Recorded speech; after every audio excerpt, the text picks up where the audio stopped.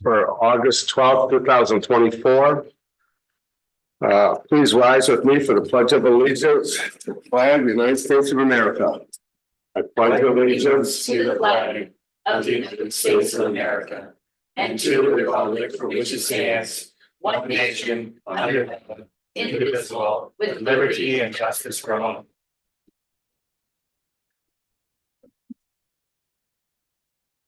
City Clerk Beck, would you please call roll? Demore, present. Shields. Here. Wagner. Here. Walker. Here. Murphy. Present. We have a quorum. Next is the consent agenda, and that consists of the July 15th, 2024 regular session city council meeting minutes, as well as acknowledge of a receipt of certain transactions administratively that have occurred since July 15th, 2024, as well as the June 2024 revenue and expenditure report. Do you have any questions for staff or deletions, changes, omissions, or if not? Yes, Mr. Moore. So my question is just about the June 2024 revenue and expenditure report. Is that there for us to ask questions or thank you? Yeah, it's just on for communication. You can certainly ask questions. This will be a regularly occurring document. These obviously are not audited numbers, but this hopefully will give you an idea of how the budget is progressing. We'll typically do this the second meeting of each month. That way and that'll be data from the previous month as we close the previous month. So you can look forward to this. Again, the second meeting of each month, we'll have this revenue and expenditure report that kind of gives an overview of how each of our line items are doing from the budget. Any other questions, Mr. Moore? So I do have a question, and again, Shane, not to put you on the spot because I didn't preview this, but on the first page under revenues, under non-operating interest income, the interest income there is way above what was budgeted, and I'm just curious if you might know why that is. I mean, it's kind of awesome. And if you don't know, I can. Yeah, I'd have to get back with you on that, why we have such a discrepancy there from what was budgeted, but. Thank you. Yes, absolutely. Anyone else have a question or comment? Mr. Wagner. I'll motion to approve the consent agenda. Thank you. Do I have a second? I'll second the I have a motion from Mr. Wagner and a second from Mr. Shields. Any other discussion? Otherwise, I go to Ms. Beck for roll. Wagner. Yes. Shields. Yes. Yes. Murphy. Yes. Yes. Consent agenda passed 5-0. Next, it is the opportunity for the public to make comment on anything that's not on the agenda. Is there anybody who wishes to speak to the council at this point? There being none, we will move on to the city manager's update. For that, I'll turn it over to our city manager, Shane Horn. Thank you, Mayor. This is our first meeting of the month, so I wanted to run through and celebrate our employee and staff birthdays and work anniversaries for the month of August. What's wrong? Oh, It's okay. Kevin Marchinowitz, Public Works, Audrey Plath, obviously Finance Department, Will Bowen, Public Safety, Steve Sparks in Public Works Department, Jody Haven in the Library, Michael Parker, Public Safety, Eric Crussell, Electric Department, John Dutch, Public Safety, Hunter Arnold, Public Safety, and Gina Ellenberger, Public Safety, all celebrate August birthdays. Work anniversaries for this month. April Sanders celebrates her first year as a full-time employee of the parking department. Mary Holbein in the library, 7 years. Scott Lamont, Public Safety, 8 years. Our wonderful clerk, Sarah, celebrates 15 years this month. 15 years. She started when she was 12. That's right. Carl Fritz, Public Safety, 19 years. Dave Kresge, Parks and Rec, 23 years. and Mary Sue in the library 28 years. Wanted to bring your attention again. I've shared these a couple times, but this is our last weekend. It's hard to say that summer is kind of closing down a little bit. Even though this week we'll see the 80s again, so that's great. But this is the last weekend for both our Sounds of Summer. This is on Friday evening, starting at 7. So tonight or Friday there'll be how do we say this? Djangophonique. Djangophonique, thank you. That's Friday at 7, and then following that, Movies in the Park is Wonka. Again, as it gets darker, that will be showing on the 16th as well.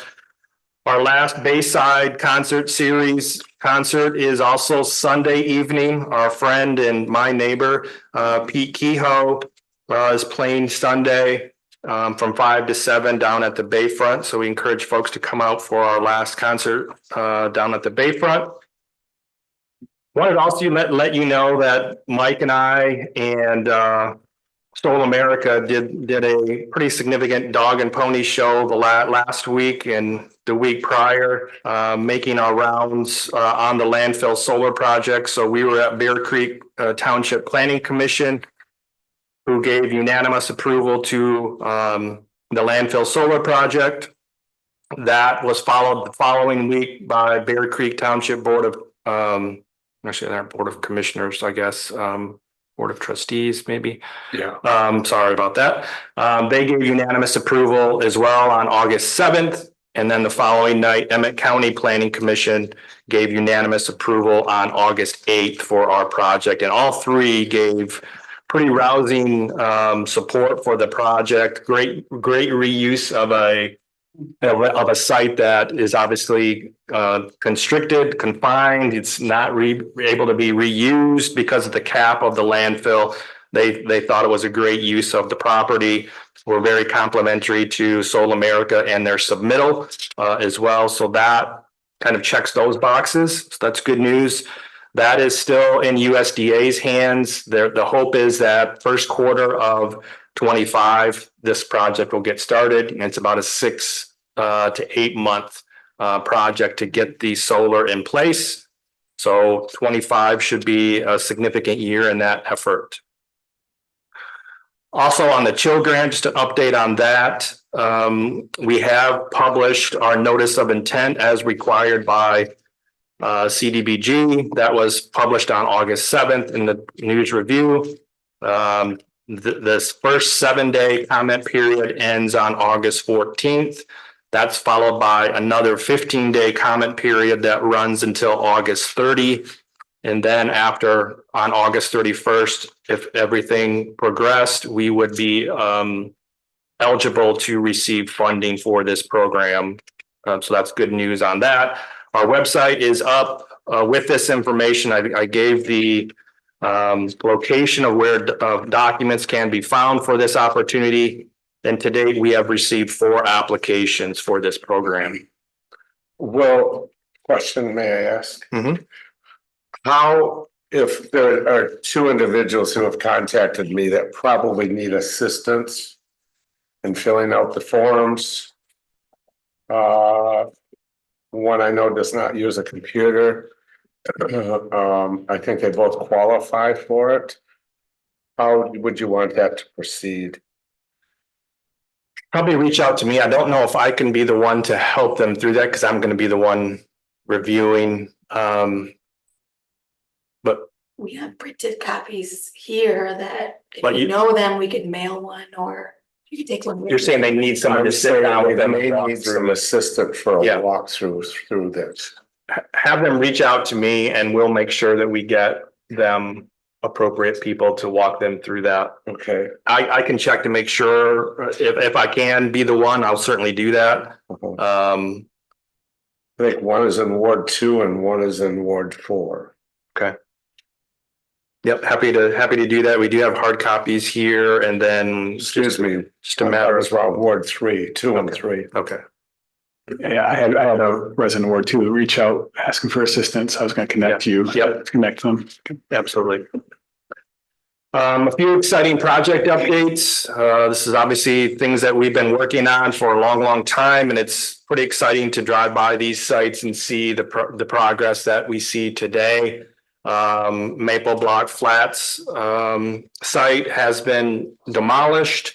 Materials have been removed. Clean fill has been brought in. We just had today our pre-construction meeting with JB Donaldson and their team. So we worked through timelines and things like that with the contractor. So they're anxious to get started. Utility work will be starting in earnest in the next week or so.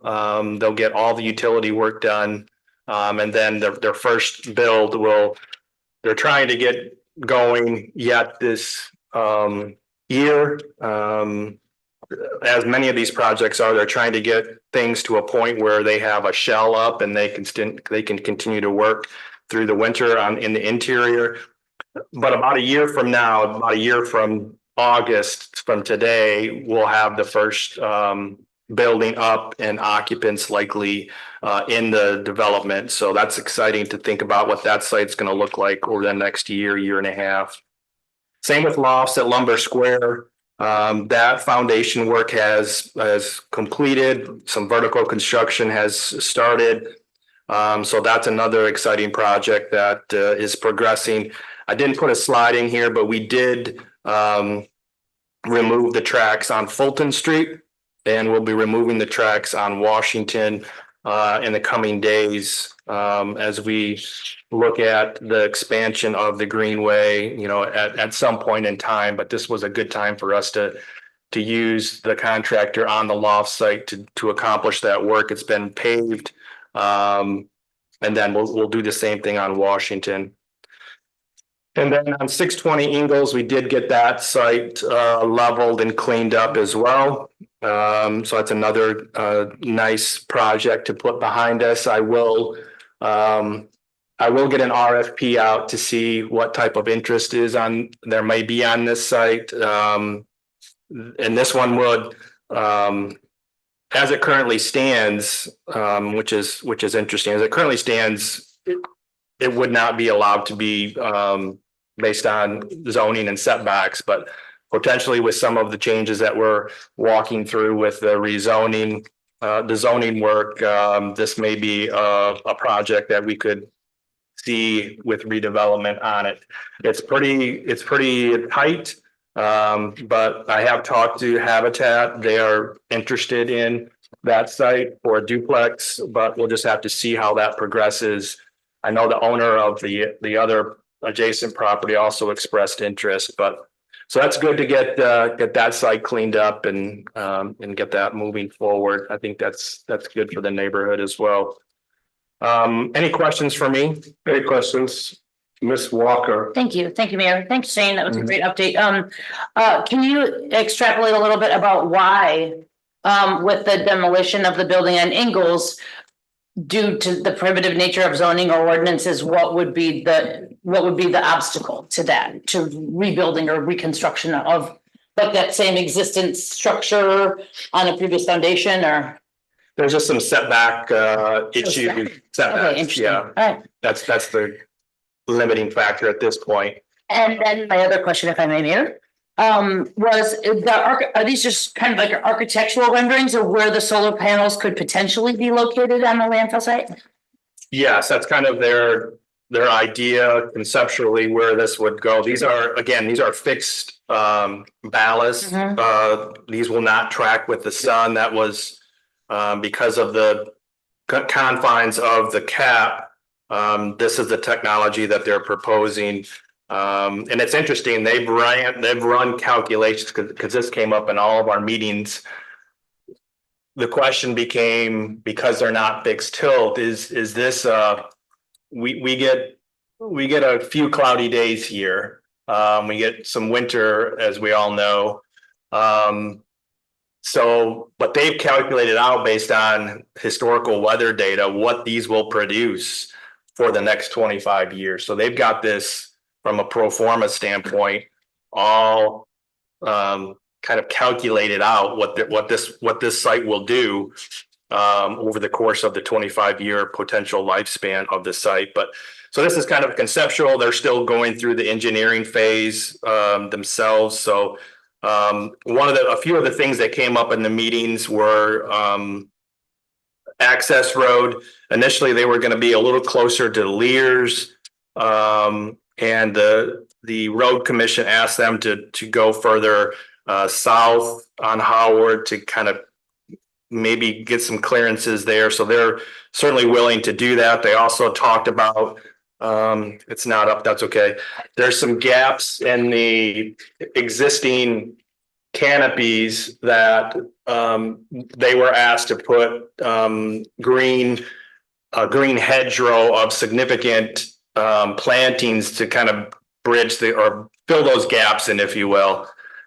So they'll be planting some trees in those gap areas that will, initially they were talking about fencing with some mesh, and that was not necessarily widely supported. So they decided to commit to putting the plant materials in. Was they the township or the county? The county, I'm sorry, yes, the Thank you. county. And then if I may, so the panels themselves are oriented from east to west. Yes, yes. Thank you. Mr. Moore? So just confirming on that landfill solar project, you think they're gonna get started in September of 2025? Is that what you? No, maybe I'm sorry, I may have misspoke. So first quarter of 25 is when they would plan to get started. And this is obviously pending USDA final approval. They are moving a little faster now. They're trying to get some things pushed out before their federal fiscal year ends. So they're moving with a little more haste than they have in the past. But the hope and the goal is that this would be a first quarter 25 start. And then my second question is regarding the Cho grant. What's the purpose of these comment periods? That's for, It's for people to provide comments, feedback, any sort of I guess it could be positive or negative. It doesn't really matter. But if there's anyone that is against the allocation of these funds to be used in this fashion, this is an opportunity for folks to provide that feedback for this program. The state requires. State requires it, yes. There's a lot of things you can ask that I'm asking that same question you just asked about a lot of their things that are in their program, like why are we doing X, Y, or Z? It just CDBG federal funds, there's a lot of boxes to check. And these are just two more boxes that we have to check before they release funds. You have to publish the notice, and it has to be exactly as because I had to restart that process too. So it has to be exactly how they want it, and it has to be for a certain period of time.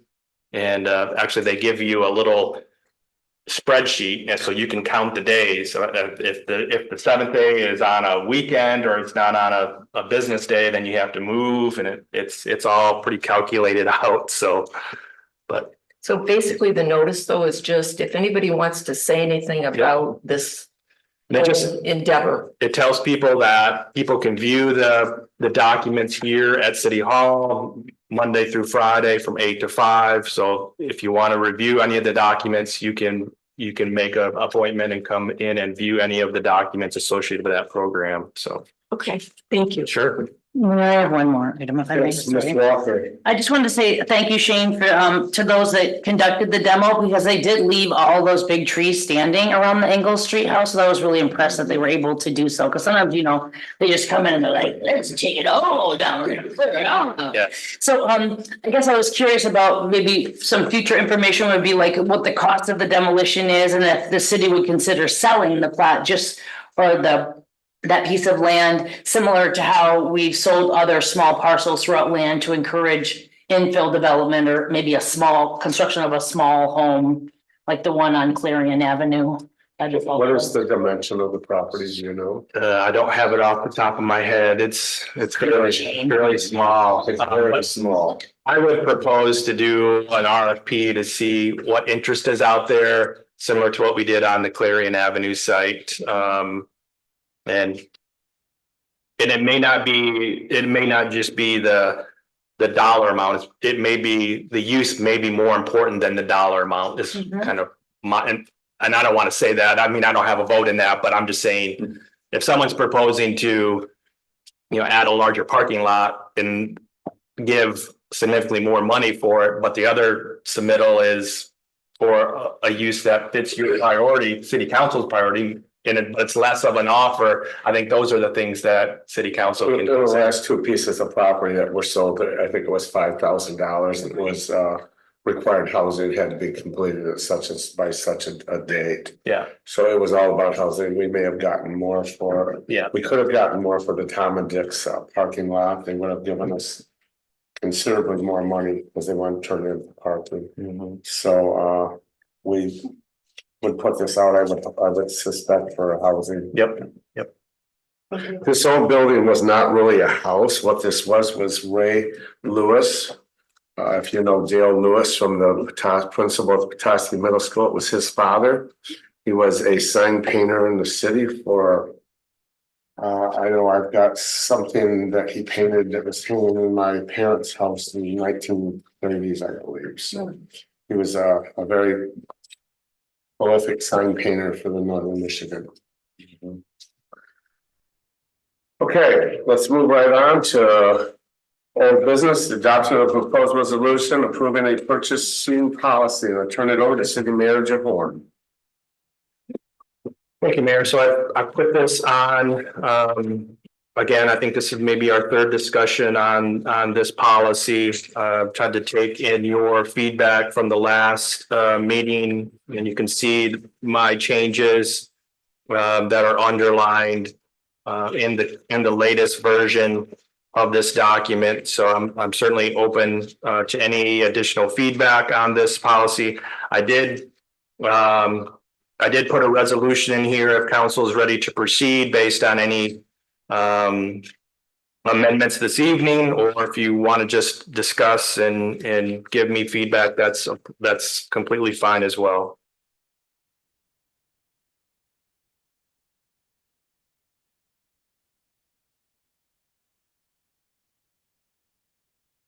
Mr. Moore, will you raise your hand? Yes. So the input I submitted was after our last meeting because the mayor was absent and we tabled this for further discussion. So some of those items, Shane, city manager, has already adopted, and thank you for that. I think I have about 3 or 4 concerns left that I would like to put out. And the first one is in section 2A. Under 2A, it says the city manager may authorize department heads and other designees to purchase goods and services up to $10,000 if funds are available within their budget. Department heads and designees are responsible.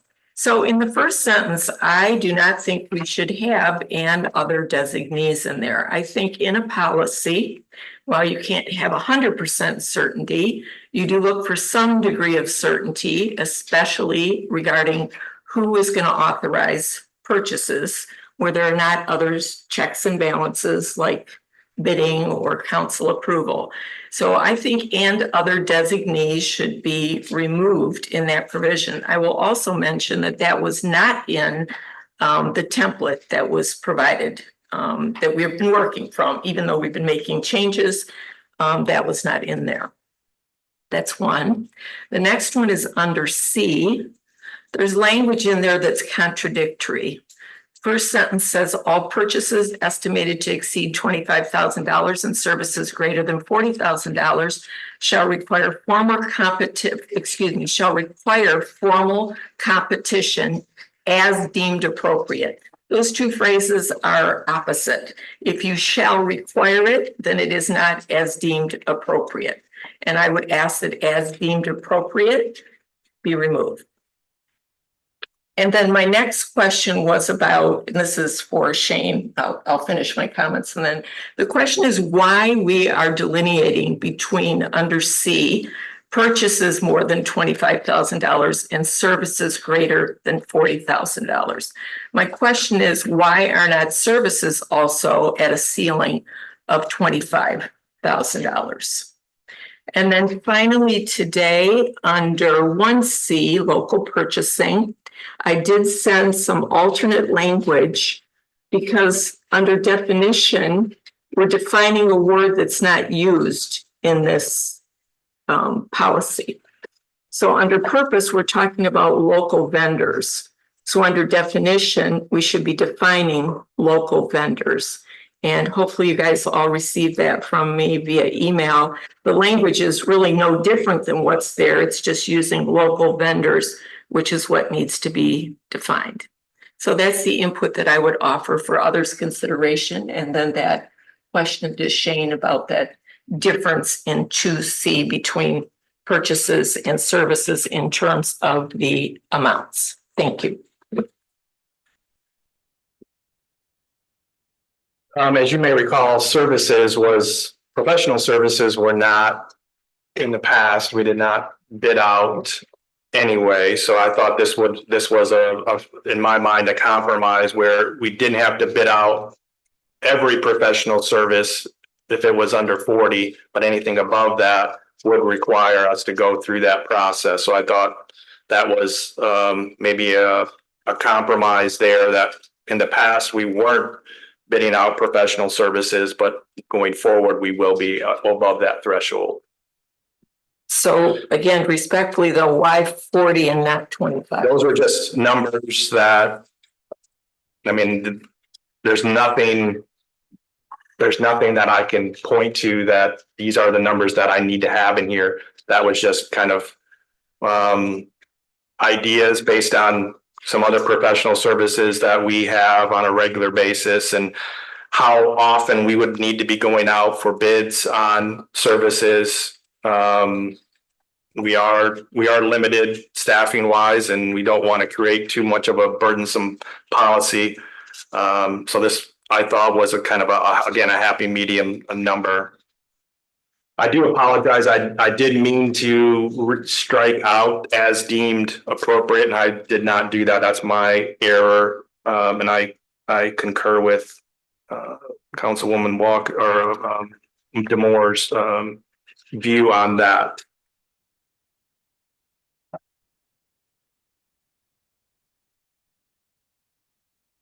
Also needs to weigh in on this. Mr. Wagner.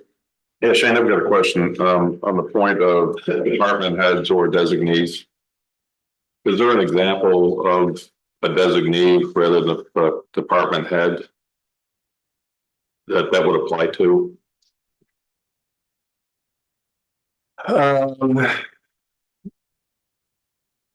For instance, Mike Robbins, if he's out, he could designate Jason Fate or Terry to move items forward. I thought DPW is exempt from this, so. That's a good point. I mean, it's about, not all of us are here at any one day, and we don't have a lot of layers built into our staffing. So same way with me and Audrey, I'm not here every day, and Audrey is not as well. So Audrey would designate likely Bridget in her department. I would designate, and you ought to have already done that, the assistant city manager. In my absence is Mike Robbins by resolution. So he would be the one to sign off on this policy in my absence. So that's kind of why, I mean, we can certainly strike it out, but we need to keep the train moving down the tracks when we have people that aren't, in their seats. Thank you. I'm comfortable with it. But if you look at 1A, you've already assigned the finance director to have all the duties and responsibilities as the city manager has under this. So you're going to a whole nother level now for purchases up to $10,000 again, in a category where there are no checks and balances, and none of this is meant disrespectfully towards staff at all. In fact, it largely protects staff, and there should be certainty here. So you've already got the city manager, and under 1A, you already got the finance director that can step in for all duties and responsibilities of the city manager under this policy. So I would respectfully request that that be omitted.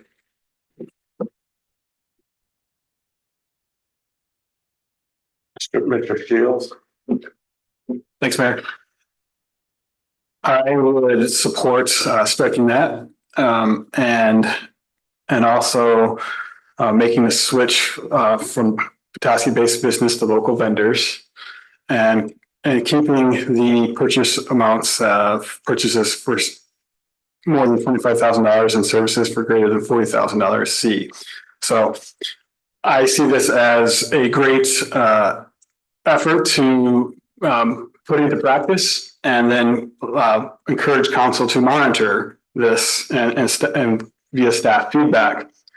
Are there services between 25 and 40 in the future that maybe we want to have more check and balance on? Are there instances when this reliance on department heads, and are there instances where they wish they had that opportunity to give it to a delegate? Let's track that, but I think this is a great form to move forward and pilot. What is the definition of local vendors?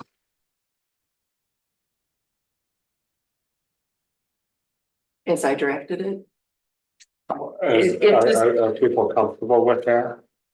I can read it out loud if people like me to. It's the same as what's there, but it says, local vendor means an entity with a physical and economic relationship to Petoskey, determined by a verifiable business address within the corporate boundaries of the city, and or a vendor located outside of the corporate boundaries of the city of Petoskey, but within the geographical boundaries of Emmett County. So that's exactly what City Manager Horn had in there.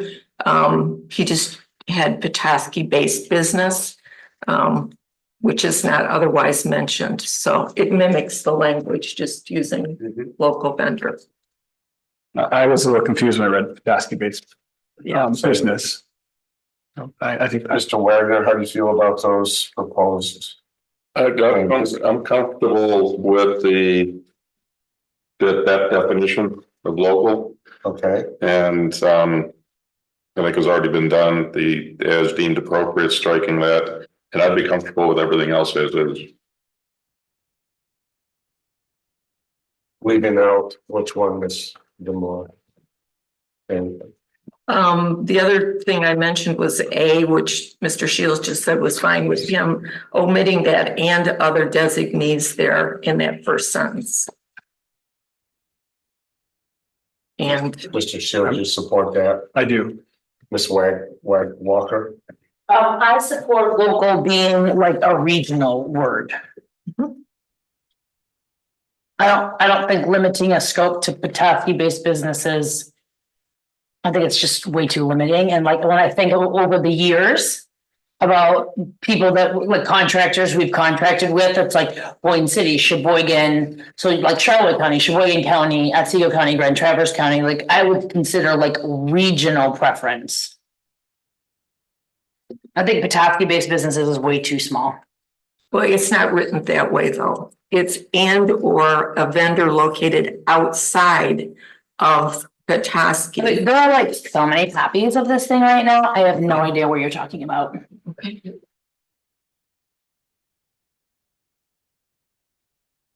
Can you give me a page number or a paragraph?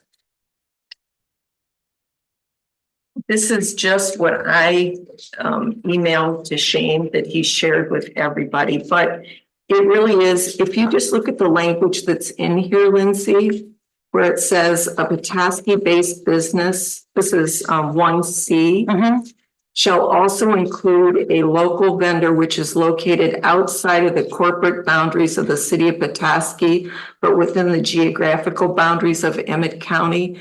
That's the same language. It just is not using Petoskey-based business. Okay. So this is talking about Petoskey and Emmett County. Right. That's the way it started, and that's the same as what I've used, except with local vendor. Now, if you're talking about expanding beyond that, then that would be something different than was originally here or what I changed with local vendor.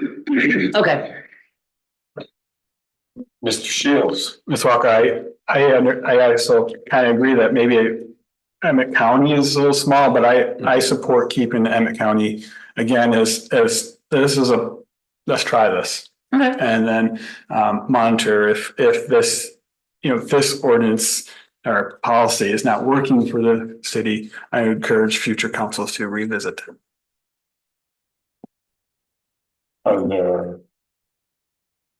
me ask you this, either city planner or city manager.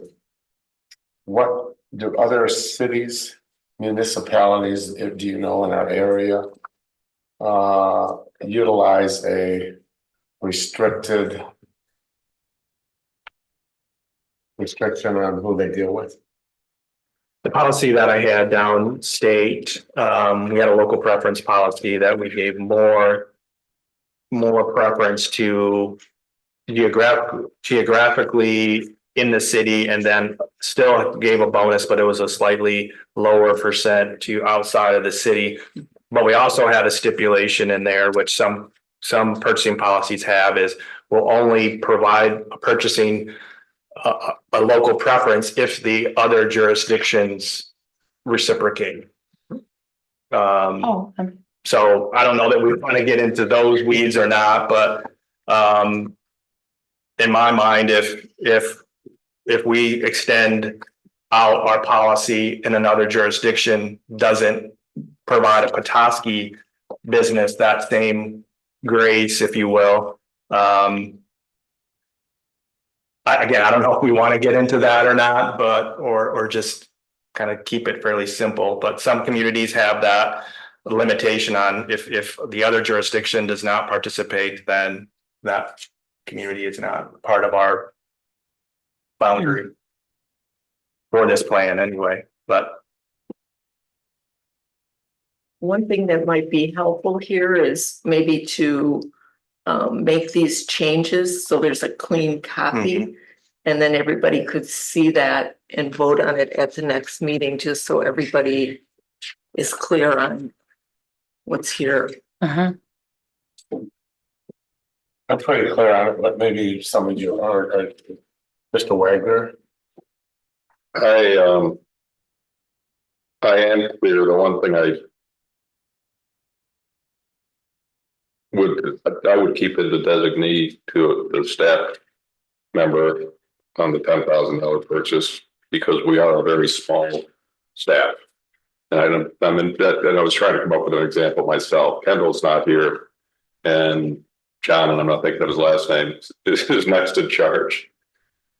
And has to contact Grost for tree cleanup or something, whatever that might be. Mm-hmm.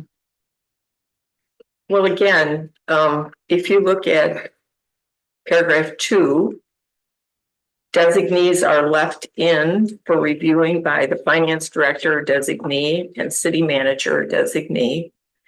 In the very first provision, 1A, you've got the finance director who can do this. So those are my concerns that we're extending it. I mean, it's not as though there's a day when the city manager, the finance director, and a department head is not available that we need to reach to other designees. It's just too broad when there's no other check and balance. So. Would you be comfortable if it said to their designee, being that there was one designee for a department? There already is a designee, it's the finance director. I would just say to make this, to facilitate this, I will remove designees out of this policy. That's the only place. The other place. If they remove designee, will you support this? we're all available. Mr. Shields. I would, Mayor, I'd be happy to make a motion on the resolution if you're. I'm asking for an entertained motion. We can always, if there is discussion, we can have it then. Right. I will make a motion to approve the resolution for the purchasing policy as in our packet with the changes that have been described tonight, including striking the designee, striking Petoskey-based businesses to change it to local vendors. And we've described striking in 2C as deemed appropriate. And the rest is as stated. Ms. Walker. I'll second that motion, Mayor. Thank you. Okay, now you have opportunity for any other comments or discussion. Are there any? Does the public? Can I just get a clarification on C, the last or the third paragraph there? I will be replacing Petoskey-based business there as well and replace with local vendor. Is that correct? Or 1C, Yeah, one C, the third paragraph. correct. By definition. Second paragraph, yeah. Yes. Yes, in I have this language written out if it's helpful. It's in the next section as well. A local preference may be provided from a qualified. To a qualified, yeah. Okay, it changed to a qualified local vendor. okay, gotcha. Thank you. Okay, so anything else, staff? Are you good with this? Sarah? Well, I'm sorry. Make sure Sarah feels. Okay. Well, the discussion, does the public wish to weigh in?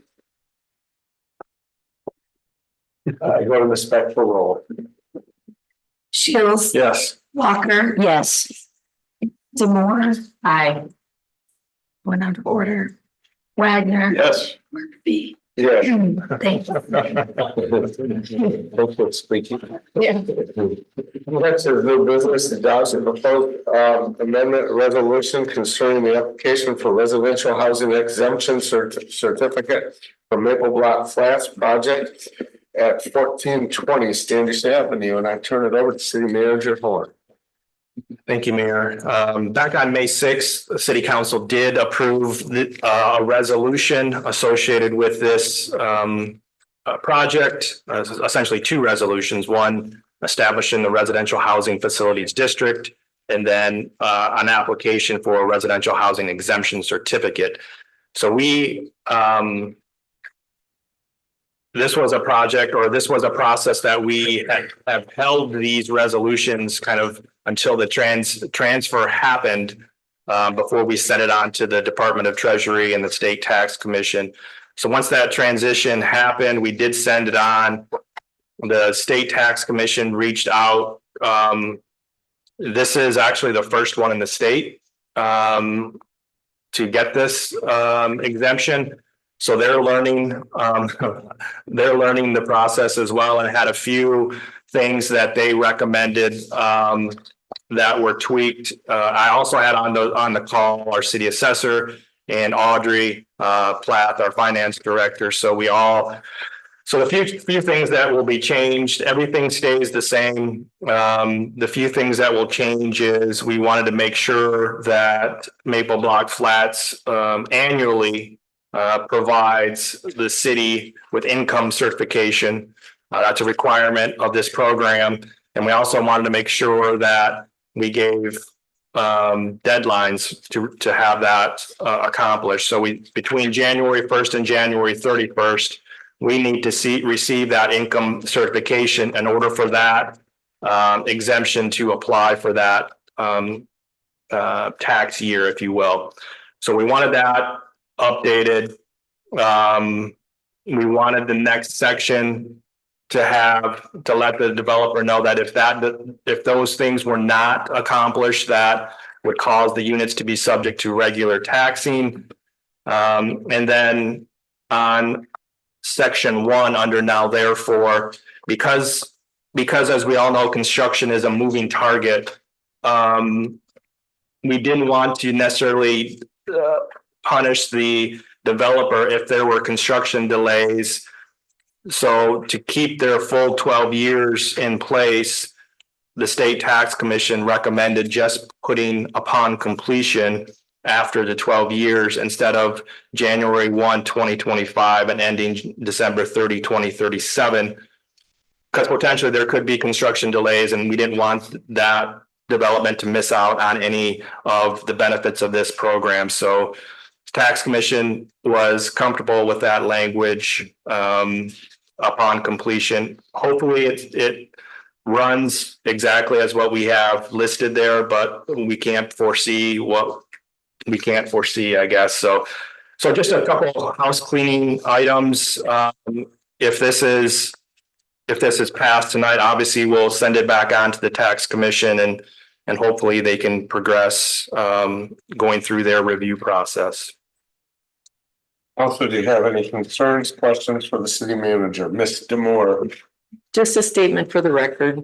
On September 18, 2023 and May 6, 2024, I voted in opposition to resolutions number 2375 and 2376, currently before us, for reasons that I stated on the record at that time.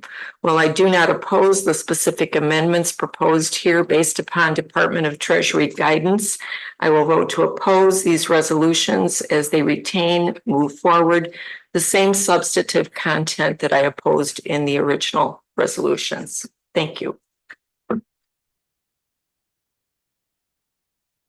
Mr. Wagner, I'll make a motion to approve the resolution based on the feedback from the Department of Treasury. I'll second the motion, Mayor. I have a motion from Mr. Wagner and a second from Ms. Walker. Any other discussion? I go to city clerk for roll. Wagner. Yes. Walker. Yes. Demore. Nay. Shields. Yes. Murphy. Yes, motion passes 4-1. Next on the agenda, it's the adoption of a proposed resolution amending the Petoskey public art policy. And I bring this forward and have this on the agenda. In looking at and having had meetings, we determined that there really isn't a lot to do for two different groups. There's a group that selects the location, some of the policies, and then there's a group of art selection. We felt that if you are helping to decide the location of that, it probably just as important to meld it into one group. Well, it's a large group. I think that will bring out more ideas. And I really believe that these people that are going to be, when we come up with the final three, will mesh fine with what we have. Shane and I have met with a individual who is doing our grant writing for us for this next couple years, couple projects. So we're really excited about that. I felt that the fees were very, very competitive, very, very low actually, but we're very happy for that. And let's see, what else did we have that we did? We have a call for art for the tunnel. So we're looking forward to seeing what that brings up. There are already, I think, 4 to 6. Six. As of last week, there were 6. Yes. So it's really exciting seeing where that's going. The city will be doing repairs on the tunnel because if you've noticed walking through there are some areas that really need repair. So this may delay this process to the spring. But there was a process in place. Crooked Tree was hired or contracted with us, would be doing has put out the proposal, will help organize it and bring it back to the council, our commission council, for selection of the top 3, whereupon there'll be a review by them of a more substantial designer drawing of the project. So we're excited about this being our first project. I think the request was that you can tie it in if you want to what's in the tunnel, the waterfront. Kendall had great, and Shane had great ideas of across the banner area. You have downtown, so people know to head up for downtown, and on the other side, Bayfront Park. So I'm really excited about this. I think this will be our first, but I see there being many more with this group. So I bring it forward to ask for that from you. You have questions or a motion? Mr. Shields. Thanks, Mayor. I fully support and love the ability to evolve and adapt this to what will make it better. And you've been building, this commission's been building something that's going to work for our community. So thank you. I would make a motion to adopt the resolution. Support, and I'm pleased to see that there'll be 3 additional citizens at large to offer input. That's the part I really like, is this is getting people on boards that are not on other boards. These are individuals that are art lovers, but yet spread out in our communities. So this is a great group. I'm very excited about it. And thank you for your positive comments, Mr. Moore, especially Mr. Shields. So. You made the motion, I guess. Right, so I will go to Ms. Beck for roll. Shields. Yes. Demore. Walker. Yes. Yes. Murphy. We will be back to let you know the 3, and we'll get you the full roster going. Last on the agenda at 10 to 8, or 10 to 7 is the discussion of the neighborhood enterprise zones. NEZ, and for that, I'm going to turn it over to our illustrious planner. Thank you, Mayor.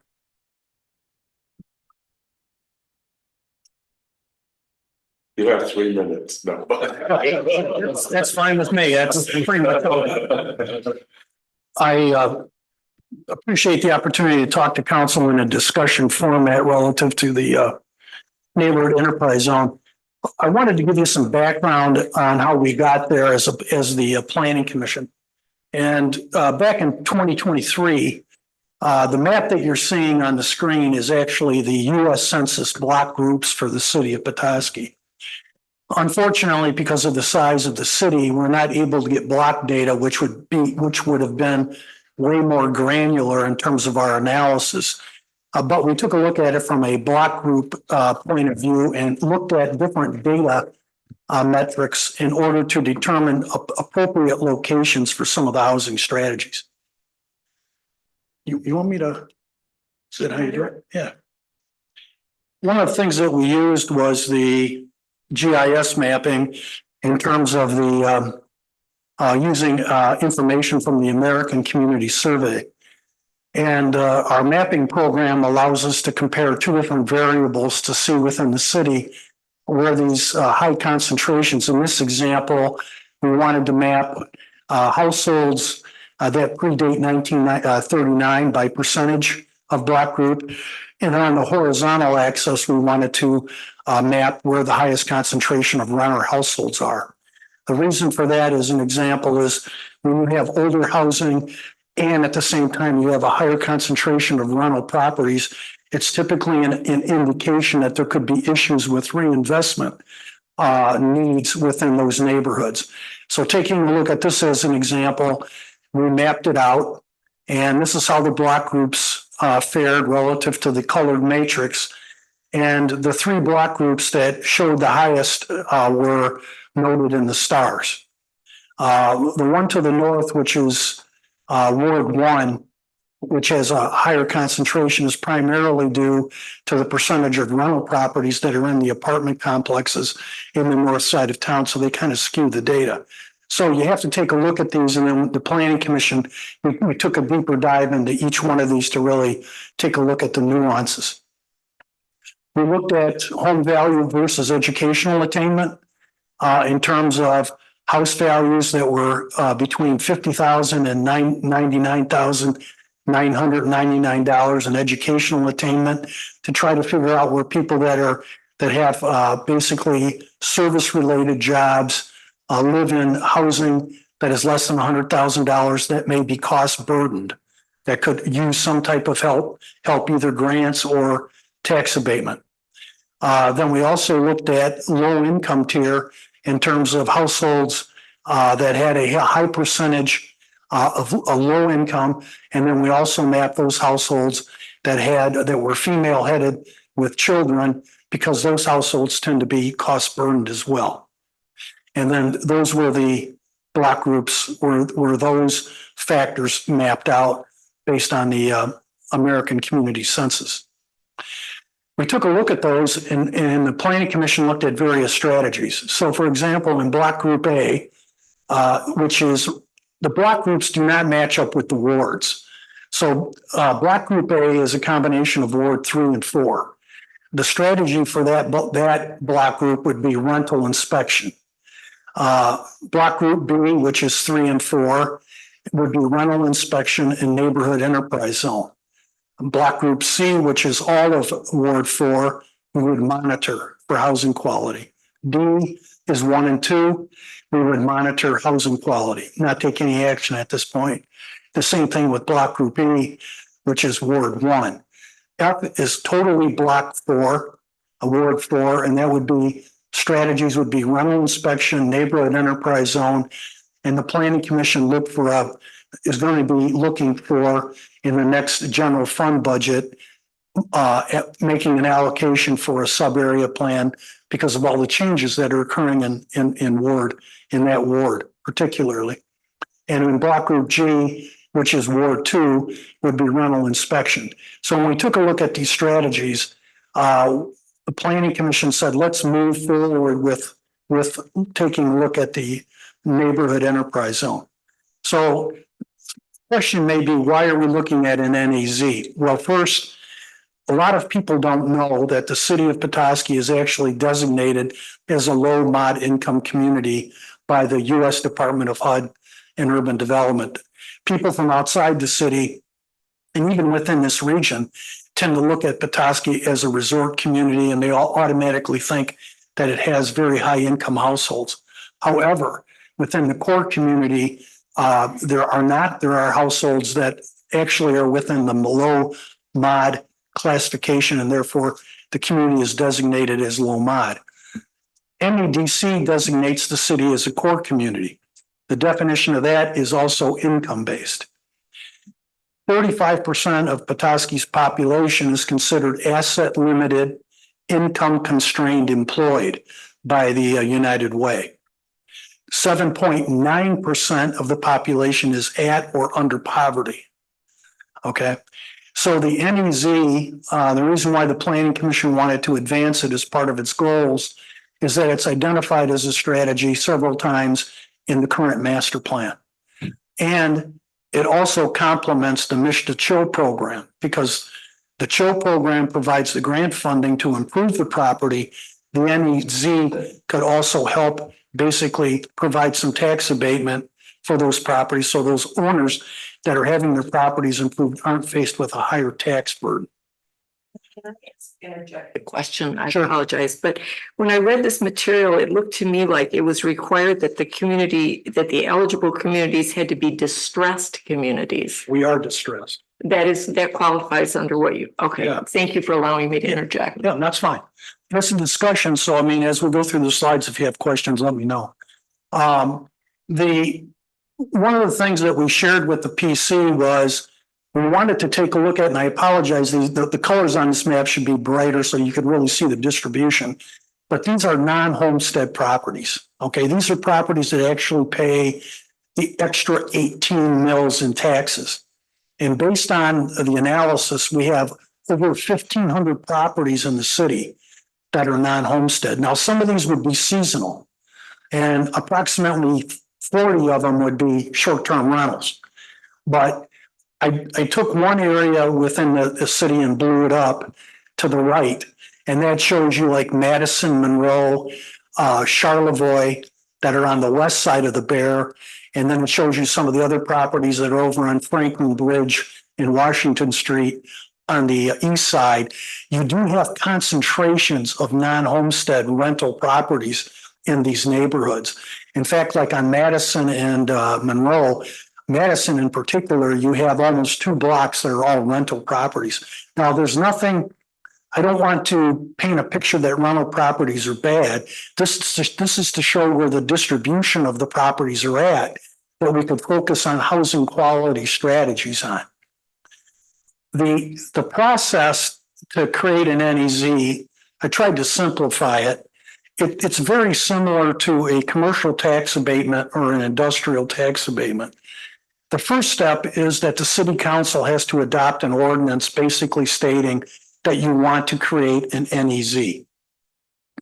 The second step is once that's done, okay, the council establishes the boundary of the NEZ. And then once that's established, then really it's up to the administration to educate the folks within those neighborhoods that they qualify for that opportunity. And it's the administration that would manage the application process through the clerk's office. And then with the applications then are routed to the state tax commission. The city council gets involved in 3 steps: the creation of the boundary, and once an application is deemed to be complete by the clerk, that application is reviewed by the city council, much like you would review an application for an OPRA or a community or a commercial or an industrial tax exemption. So you'd actually have to approve the application before it goes to the state of Michigan as part of the process. The NEZ provides tax exemptions for new and rehabbed housing. It can cover up to 15% of the land area of the city. Fortunately, part of the land area of the city also includes Bay Harbor, since that's part of Act 425 conditional land transfer. So we're able to use the acreage at Harbor and apply it internally to make the NEZ district a little bit bigger and more comprehensive. What percentage is the one you're proposing? I'm proposing around 14%. 555 acres within the NEZ boundary. That's been reviewed and recommended by the planning commission, but that can be modified, but that is subject to city council approval as part of the boundary. As I mentioned, applications are filed with the clerk. Each application is reviewed by council. It goes to the state tax commission. And then once it's approved by the state tax commission, then the property owner can proceed with their building permit as part of the exemption process. They have to receive approval on the NEZ before they get their building permit. So everything that they do after the NEZ is put in place and their certificate is granted, then qualifies towards the exemption. This is the proposed district, which includes portions of Ward 2, 3, and 4. It includes 555 acres, just shy of 14% of the land area. Meets many of the criteria that we identified at the very beginning relative to areas that we think we have high renter properties and some housing quality issues, and households that could definitely benefit from tax abatements on their renovation work. The program particulars are a new structure has no minimum or maximum investment amount. Okay, so for example, the house that was, or the facility or the building that was over on Ingalls that's now available, if somebody in town wanted to buy that and build a house and it was in the NEZ, there's no minimum or maximum. Basically, the entire house could qualify for the abatement period based on the period that the city council designates. A rehab for a contractor, if a house is being rehabbed by a contractor and it's owner occupied, it's $10,000 per unit or 50%, which is ever less. And for a renter occupied home, it's $15,000 per unit as the amount that needs to be spent on the rehabilitation. If a property owner is doing it themselves, it's 3,000 per owner unit and 45 per renter unit. So if you're a homeowner and you want to do your own improvements and you go through the certification process, the amount that you can qualify is lower. So if I was a property owner and I wanted to do the improvements myself, as long as I spend 3,000 or more on the improvements, those would qualify. A homestead facility is a unit purchased or transferred after December 31st, 1997, and the minimum amount for a homestead facility is $500. So there's 3 exemptions, one for new, one for rehab, one for homestead. All right. I don't want to get into the weeds on this because a lot of this is actually going to be managed by the city assessor. They're the ones that really fill out the paperwork and make a lot of the determinations. Yeah, if you looked at the FAQ sheet, you could see a lot of that is assessor. Mayor? Question. Yeah. Someplace I saw it said 80,000 home value. Pardon me? Isn't there someplace I saw 80,000 as the home value? Yes, it was, there is a threshold on the home value. So do we have any homes in Petoskey with $80,000 Taxable value? taxable value? Sure, in those wards, yes. Okay. Yeah, What, my taxable value is $80,000. Yeah. No. what's the amount then per household that's limited? It's not, these are not limited. This is what the threshold is in order to get how much you have to spend on the improvements. Okay, so are these total taxes Taxes on the improvements only. only on the improvements? So they will continue if you are paying $1,200 a year in taxes, that will continue. All you will know is that it is not going to raise your taxes On the- because of improvements. Correct. And that's what that's where the assessor gets involved in it. According to the statute, a property owner is actually going to get 2 tax bills. One tax bill is for the value of the land, which is fully taxed. The second part of the tax bill is based on the home and the exemption on the improvements. Okay. Okay. And the reason being is that the exemption just doesn't apply to city taxes. It applies to city, county, and school for the rehabbed or the new. And the schools are reimbursed by the state for what they give up. They're held harmless. They're held harmless, yes.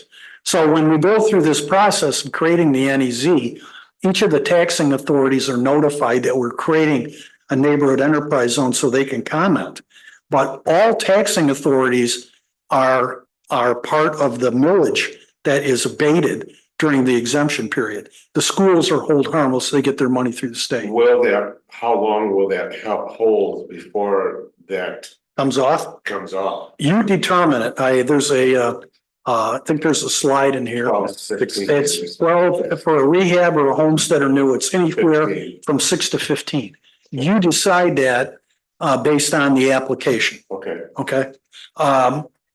I know that for example, on commercial and industrial tax exemptions, communities have policies. Basically, the larger the project, the higher the exemption.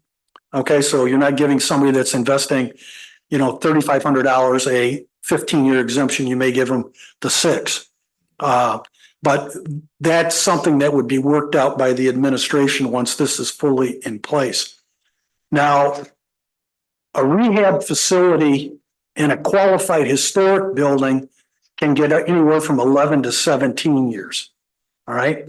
Now, a qualified historic building is a designated resource under the State Income Tax Act. Okay. And then in small paragraph here, basically, it's a property that's on the National Register of Historic Places. Okay. You only have a couple of those here in town. One is over on Lake. You have a district on Lake and Mitchell, and then the downtown area is a National Register. I have a side note. In the master plan, it's recommended, and the Planning Commission has talked about this, of expanding the National Register districts throughout the community where they become eligible. So like, for example, over in Madison, Monroe, Jefferson, Washington, other portions of Ward 4, those houses definitely are older than the threshold to be considered eligible.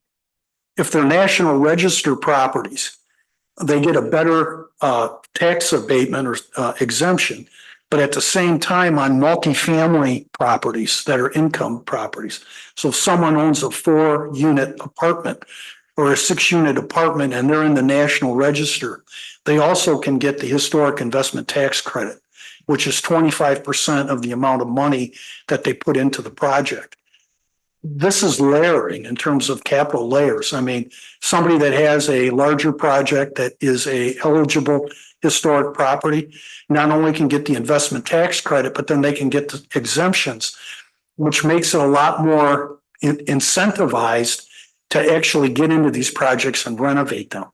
So the more tools and incentives that we have, the more accelerated the reinvestment's going to occur into the neighborhoods. Okay? So John, just so I'm clear then, there's no loss to the tax base because the tax base remains the same. Correct. It's just there's a waiver of taking any tax upon the increase. Exactly. And that's why all the units of government have to agree to that. That's right. Just like they would do on a commercial tax abatement. Right. You get the taxes based on what the base was before the improvements. Right. Yeah. Thank you. Any other questions? Ms. Walker? Thank you, Mayor. So I had another question because in the information that was provided for the meeting today, it also explained that like the assessor will be the one to figure out because your land, your property is not part of the exemption, Right. just the structure itself. Yes. Okay. And that will be up to the assessor to figure that, and then there'll be a breakdown on the person's tax bill showing. Yes. That's why they're going to get 2 tax bills. They're going to get one for the land. Right. And then they're going to get one for the building. And then another question, you also mentioned, I think I forgot. I'll wait. Okay. Council person? So some of the research I did on this, there was a lot of positives, but one of the concerns that was expressed was that this in some places has led to the gentrification of neighborhoods because not only can people living there take advantage of this, but developers can as well.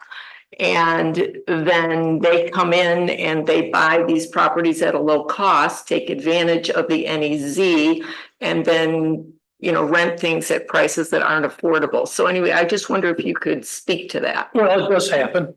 But on the flip side, what I've seen is when you do have some indications of gentrification occurring in a neighborhood, it's like the tide raises all, a rising tide raises all boats. I mean, somebody comes in and buys a few pieces of property and then they renovate them. You start seeing the reinvestment from other properties surrounding it.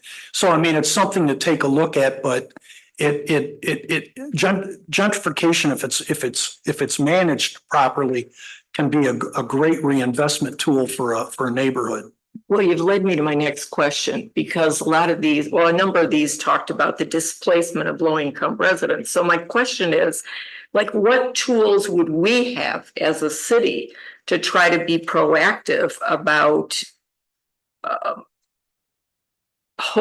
doing things that would keep people from being displaced from these neighborhoods so it actually serves the folks that we're trying to reach? A great question and a great template is what you're doing now.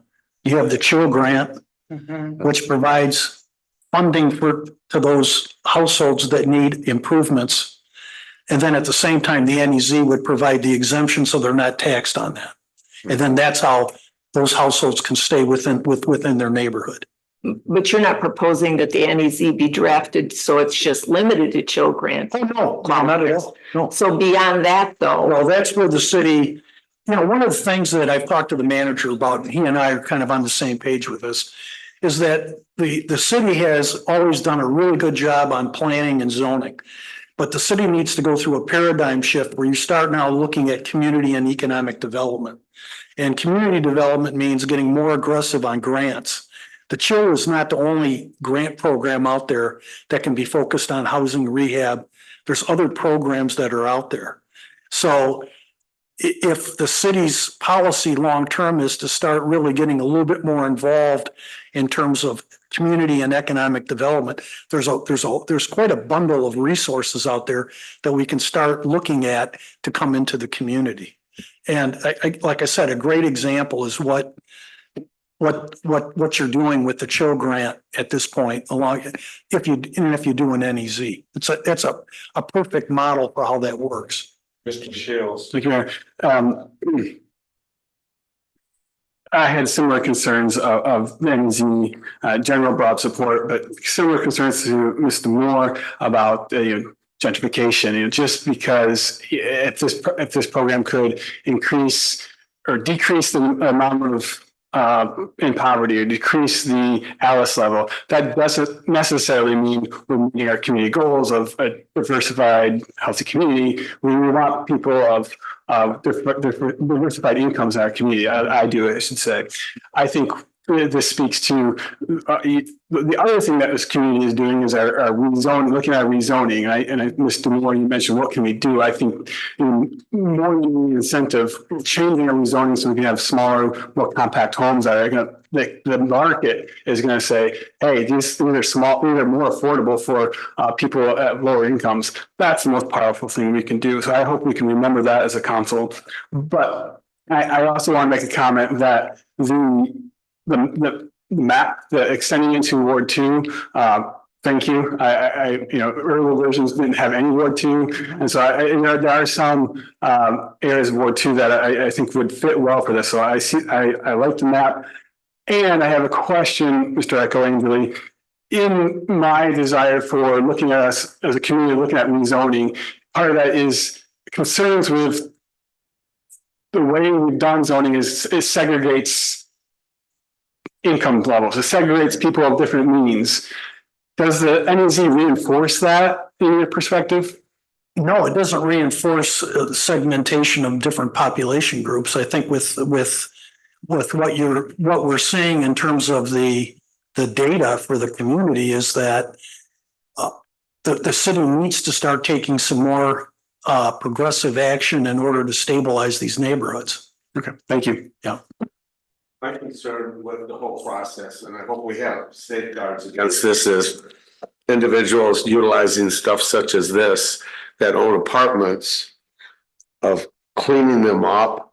We have that right now, I believe, over by Ingalls Street.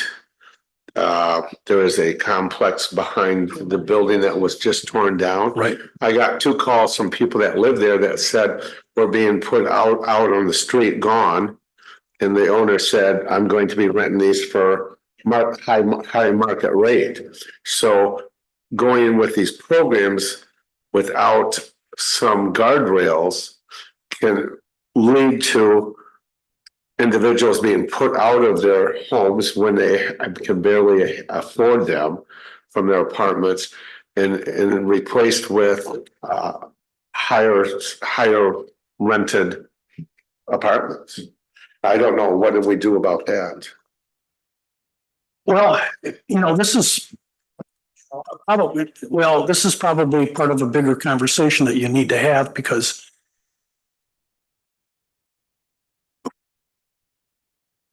I think what's happening over in parts of Ward 4 and especially in the older part of town along the Bear River, both sides of the neighborhoods there, is that you have a real housing quality issue that's going on. And housing quality's got to be balanced based on the fact that people need to live in a health, safety, and a welfare condition. And if the city is not monitoring the condition of these households, then we also have a problem. So, I'm familiar with the house that you're talking about over on Ingalls that's being renovated, but to be candid, I looked at that house as being a potential target for substandard housing. It's not the house, it's the It's apartment. The apartments, it's the apartment units. Yes. Yeah. So, there's a number of things that we can do. And it depends on how broadly and what type of housing policy the city wants. But, we did have a committee that looked at a rental inspection program. We noted in the map that you have 1,500 homestead properties. a majority of those are rental properties. And in some communities, a lot of communities like Petoskey, they have rental inspection programs which require certification that they have to be brought up to the minimum standards of the International Property Maintenance Code. That's how you stabilize your neighborhoods. You don't have a policy that says, well, we don't want to do anything with the housing because it may displace families. Some of these families are living in conditions that are not necessarily warranted. Yeah. So we really have to kind of approach it from a number of different avenues, but be cognizant as we're creating these strategies that we continually monitor what's going on and then make appropriate kind of mid-course corrections.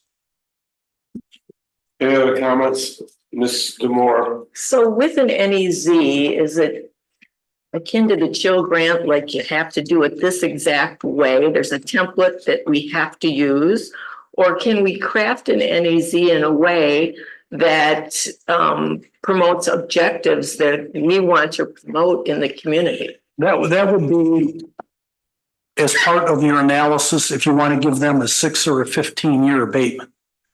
So as I had mentioned, if the NEZ is approved and the district is approved, then the city administration would then work out a kind of like I would think a policy that would be getting at what some criteria, like the extent of the rehabilitation would warrant and the amount of money would warrant a certain number of years.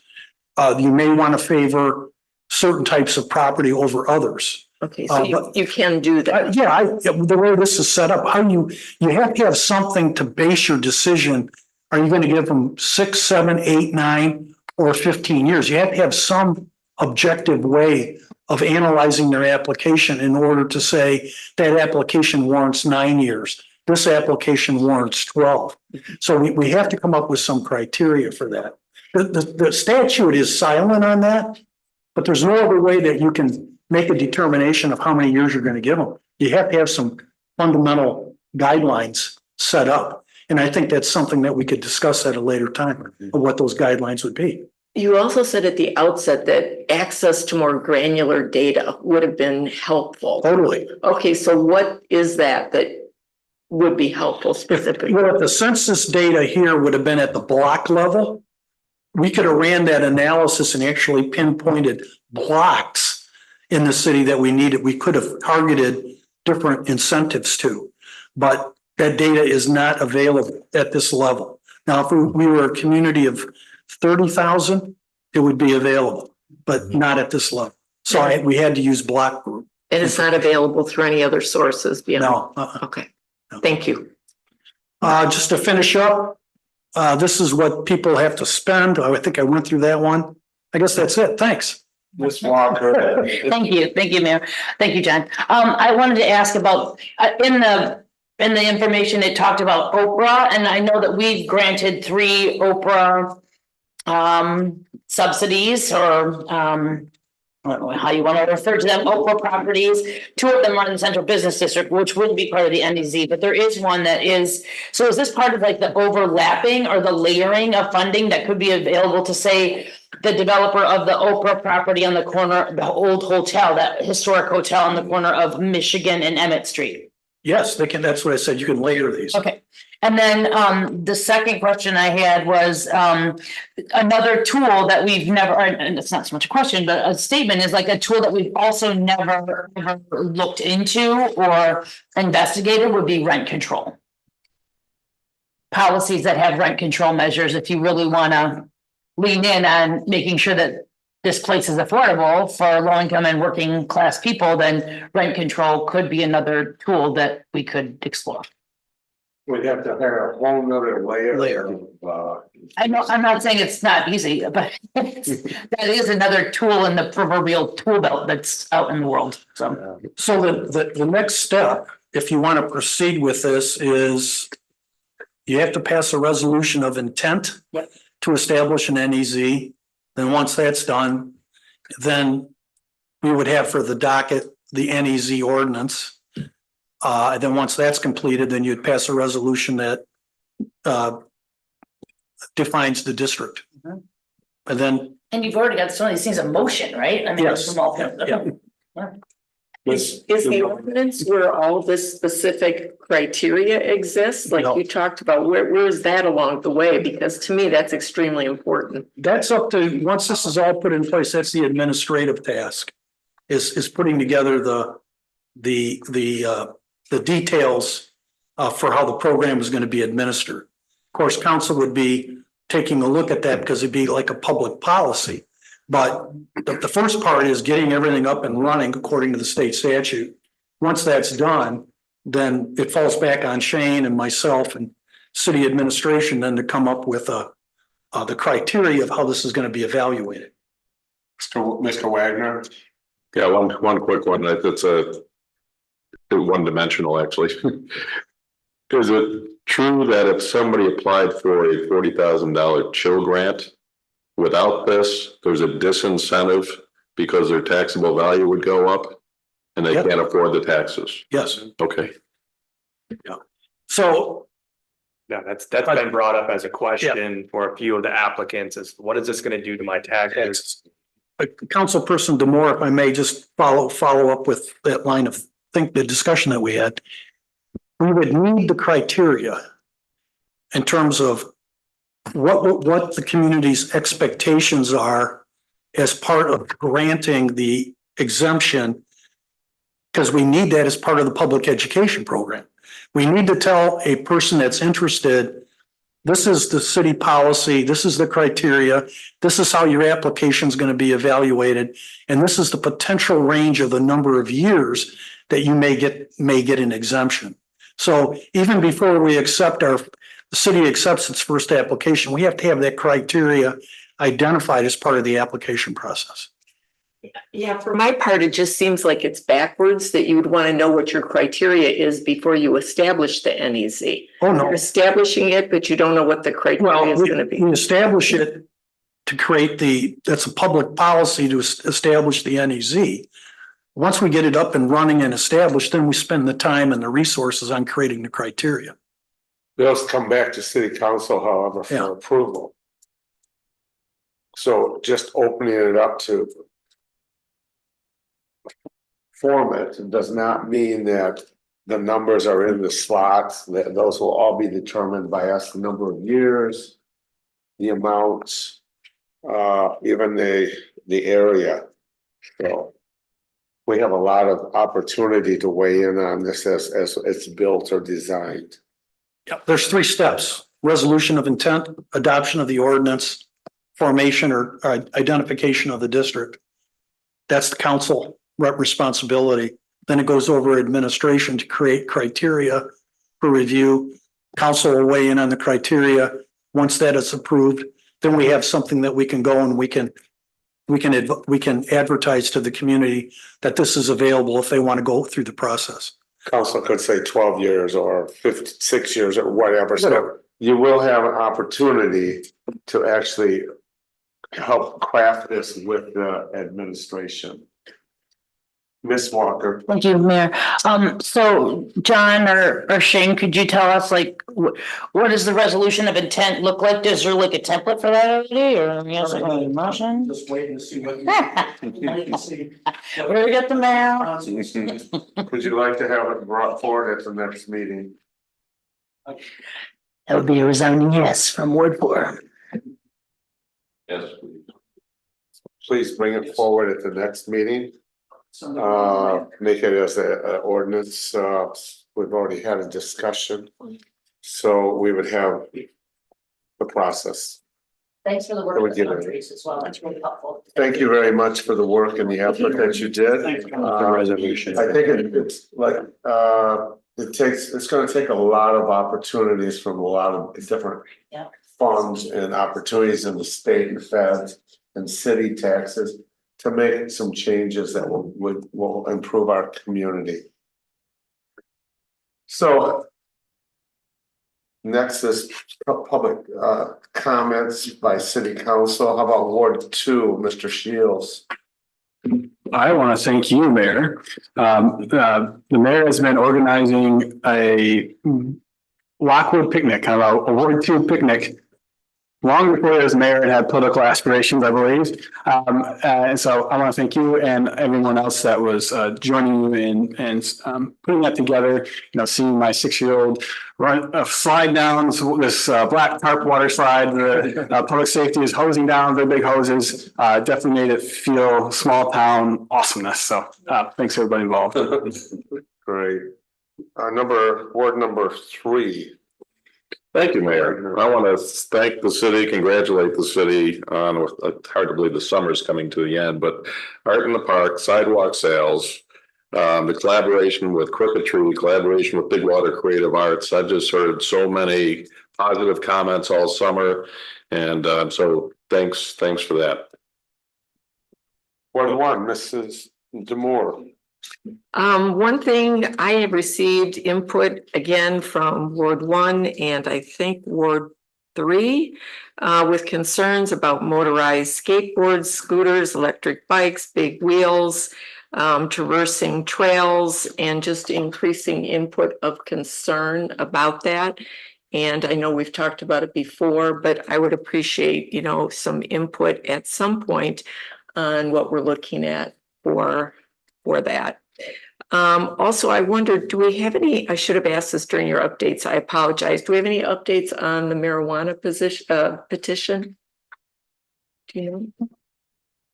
Yeah, so I sent the ballot language to the county clerk this afternoon, actually right before this meeting. So the deadline was 4 p.m. tomorrow.